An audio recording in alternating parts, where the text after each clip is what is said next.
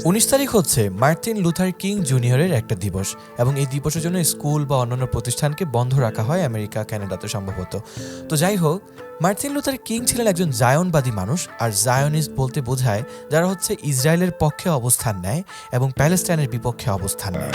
Israel must exist and has a right to exist and is one of the great outposts of democracy in the world. এখন Martin Luther king জুনিয়রকে একজন hero হিসেবে জেনারেশনের কাছে তুলে ধরা হয় যে সে একজন বর্ণবাদের বিরুদ্ধে অবস্থান নেওয়া মানুষ, সাদা কালোর বৈষম্যকে দূর করার জন্য উনি কাজ করেছেন। কিন্তু আরেকজন মানুষ রয়েছেন ম্যালকম এক্স, যিনিও একজন কালো মানুষ ছিলেন এবং উনিও সাদা কালোর বৈষম্যের মাঝখানে উনি অবস্থান নিয়েছেন, কিন্তু আপনি দেখবেন যে ওনার নামে কোনো ধরনের ডেই নাই। কারণ কি জানেন? এই কারণটা খুবই স্পষ্ট হয়ে যাবে আপনি যদি এই ভিডিওটা দেখেন। The Palestinian struggle is not just a cry for justice. It's a blistering battle for the most fundamental human rights.